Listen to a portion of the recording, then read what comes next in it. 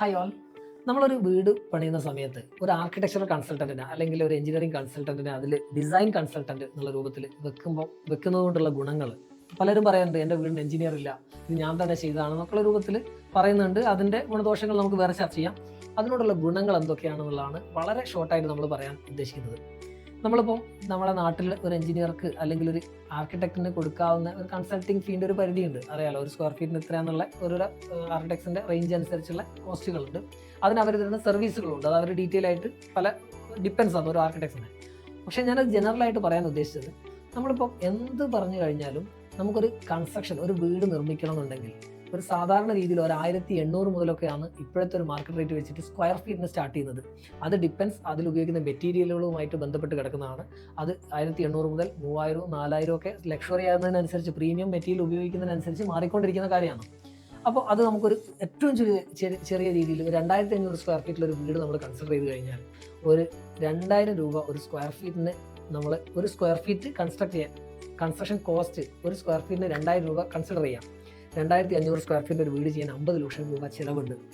അപ്പോൾ അത് നല്ല രീതിയിൽ ഡിസൈൻ ചെയ്തിട്ടില്ല എങ്കിൽ, അല്ലെങ്കിൽ നല്ല രീതിയിൽ നമുക്ക് ഉപയോഗപ്പെടുന്ന രീതിയിലല്ല അത് ചെയ്യുന്നതെങ്കിൽ നമുക്ക് 50 ലക്ഷം രൂപയും വെറുതെയാണ്, നമുക്ക് ഗുണപ്പെടാതെ പോകുന്നുള്ളതാണ്, ഉപകാരപ്പെടാതെ പോകുന്നുള്ളതാണ്.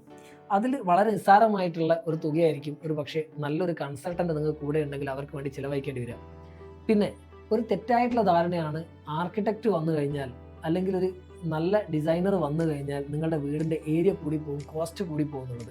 ശരിക്കും നല്ല രീതിയിൽ നിങ്ങൾ ബഡ്ജറ്റ് അവരുമായിട്ട് കൺവേ ചെയ്ത് നിങ്ങളുടെ റിക്വയർമെൻറ്റിൽ നല്ലൊരു ബോധ്യം നിങ്ങൾക്കുണ്ടെങ്കിൽ, അത് കൃത്യമായിട്ട് അവരുമായിട്ട് കമ്മ്യൂണിക്കേറ്റ് ചെയ്യാൻ പറ്റിയിട്ടുണ്ടെങ്കിൽ, നല്ലൊരു കൺസൾട്ടൻ്റ് ആണെങ്കിൽ തീർച്ചയായിട്ടും നിങ്ങളുടെ ബഡ്ജറ്റിനുള്ളിൽ നിങ്ങൾക്ക് അത് തീർക്കാൻ പറ്റും.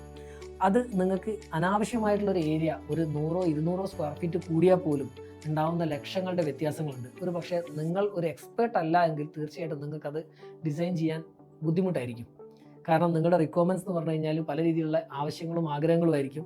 അത് കോർഡിനേറ്റ് ചെയ്തൊരു പേപ്പറിലാക്കി എടുക്കുക എന്നുള്ളതാണ് ഒരു ആർക്കിടെക്റ്റിൻ്റെ ജോലി.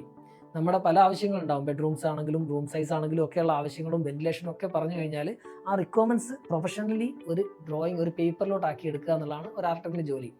അത് കൃത്യമായിട്ട് നല്ലൊരു ആർക്കിടെക്റ്റ് ആകുമ്പോൾ ക്രിസ്പായിട്ട് വളരെ കോമ്പാക്റ്റ് ആയിട്ട് സെറ്റ് ചെയ്തെടുത്തു കഴിഞ്ഞാൽ ഏരിയ നല്ല രീതിയിൽ മാനേജ് ചെയ്യാൻ അവർക്ക് പറ്റും. ഫങ്ഷണൽ അനാലിസിസ് വഴി, അതുവഴി അവർക്ക് കൃത്യമായിട്ട് ഫ്ലോർ പ്ലാൻ സെറ്റ് ചെയ്ത് കഴിഞ്ഞാൽ അത്രയും ഏരിയ സേവ് ചെയ്യാൻ പറ്റും. ഒരു 500 സ്ക്വയർ ഫീറ്റ് മാറ്റിയെടുക്കാൻ പറ്റിക്കഴിഞ്ഞാൽ 10 ലക്ഷം രൂപയുടെ ചേഞ്ച് ഉണ്ടാവും. ഏറ്റവും ചുരുങ്ങിയത് മിനിമം 10 ലക്ഷം രൂപേൻ്റെ ചേഞ്ച് ഒരു 500 സ്ക്വയർ ഫീറ്റ് കുറയ്ക്കാൻ പറ്റിക്കഴിഞ്ഞാൽ ഒരു പ്രൊജക്റ്റിൽ നിന്ന് 250 സ്ക്വയർ ഫീറ്റാണ് 5 ലക്ഷം രൂപ. ആ ചേഞ്ച് ഉണ്ടാവും.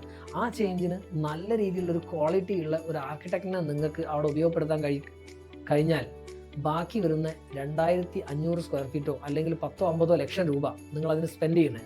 50 ലക്ഷം രൂപേൻ്റെ ടോട്ടൽ കോസ്റ്റിൽ ഇനി ചെറിയ ഏരിയ കോംപ്രമൈസ് ചെയ്തിട്ട് 4-5 ലക്ഷം രൂപ നിങ്ങൾ കുറച്ച് കഴിഞ്ഞാൽ ആ കാശ് കൊടുത്തിട്ട് നിങ്ങൾ ബാക്കി 45 ലക്ഷം രൂപയും സേവ് ചെയ്യുന്ന രൂപത്തിലേക്ക് നിങ്ങൾക്കത് കംപ്ലീറ്റ് ചെയ്യാൻ പറ്റും.